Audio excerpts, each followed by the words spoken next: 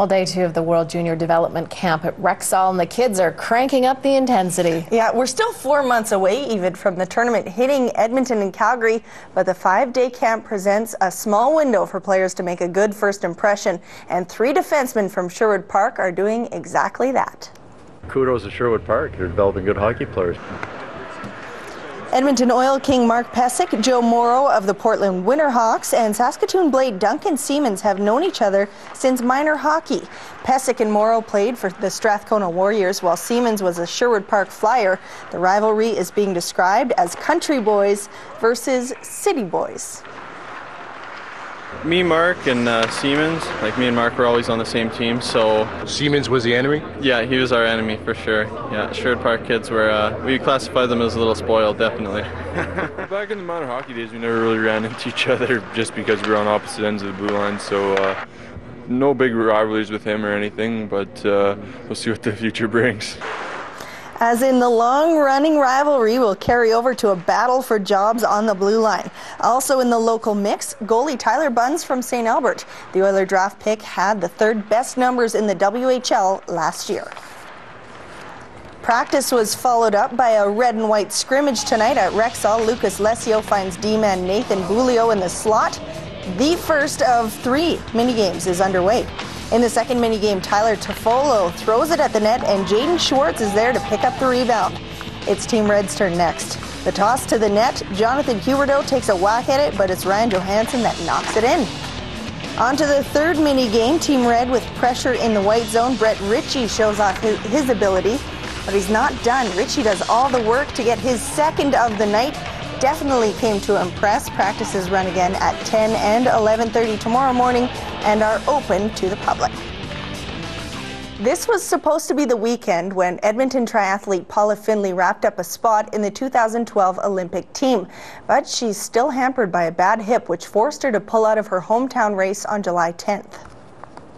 Yeah, I've had a pretty rough 4 weeks since Edmonton, and I missed that race with the intention of being healthy for this weekend, and unfortunately it's been a pretty slow healing process.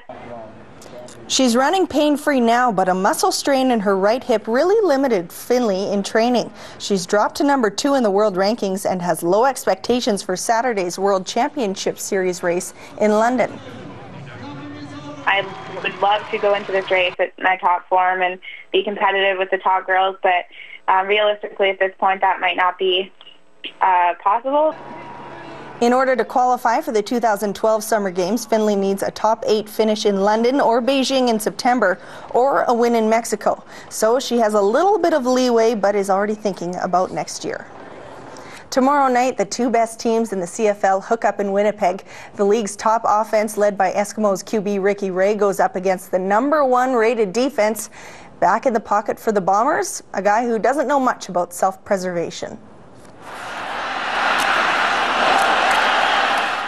QB Buck Pierce is used to that sound. The guy doesn't know how to slide. He's been taking a lot of heat for holding on to the ball too long and for putting himself in precarious situations. He's been hurt twice already this season and has left 18 of 44 career starts due to injury.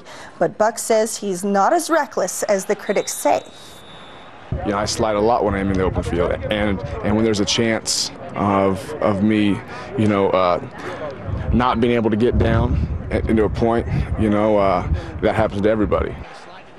Pierce says he'll start tomorrow after getting mauled by the Lions. The undefeated Eskies have just 8 sacks, but believe that stat may balloon in Winnipeg. He'll take a little bit of extra time if he feels like he needs to, and that's great for guys like myself because it gives us extra time to get to him. So yeah, I'm definitely excited to play against a guy like that. One game in the CFL tonight, Alouettes in Toronto. Early in the first, Anthony Calvillo throws to S.J. Green for a touchdown. Owls go up 7-0. Calvillo had a big night. This throw just got him the record over Damon Allen for pass completions at 5,159. Montreal up 10-3. Cleo Lemon launches it touchdown for Spencer Watt. It's a tied game. Early third, Montreal up 20-13. Calvillo hands off to Brandon Whitaker, who takes it to the 15 before being knocked out of bounds. Now 29-13 Owls. Calvillo hands off to Darren Diedrich for another TD. That's Diedrich's third of the night and fourth of the season. Montreal takes this contest 36-23. First round of the Bridgestone Invitational. The big story is Tiger's back. 10th hole, Woods attempting his first birdie putt in 4 months. That moves him to 1 under. On the 11th, looking for 2 birdies in a row, starting to look like the Tiger of old, but he finishes 6 back at 2 under. Now Adam Scott with his new caddy, Steve Williams. This happens to be Tiger's ex-caddy. 13th hole, second shot. Scott puts it to within a few feet. Birdie moves him to 5 under. 17th, Scott with a long birdie putt. And he'll make this 28-footer to put him at 8 under. Jason Day is just 1 back. The Edmonton Capitals are on a 7-game winning streak in Maui again tonight. The game is in progress and Maui is leading 4-1 in the 4th inning. To the majors, extra innings required between the Jays and Rays in Tampa. 4-3 Toronto in the 10th when Desmond Jennings goes deep to tie it for the Rays. They rallied again in the 11th. Rays erase a 2-run deficit. Robinson Chirinos single cashes in Casey Kochman. 6-all. Bottom 12 now. Chirinos does it again. A 2-out single to bring in the winning run. Tampa Bay wins 7-6. They're the same age, the same height, and they may be the best female basketball players to come out of Edmonton in decades. Maybe. The Plouffe twins are back in town after playing for Team Canada at the Women's Under-19 World Championship in Chile. Michelle finished second in team scoring, and Catherine was fourth. The Harry Ainley grads helped lead Canada to an 8-1 record, but the squad ended up finishing fifth. However, they did defeat the eventual champs, the mighty USA. Like, there's one other time that any Canadian team has ever beat the US, so we kind of made history a little bit.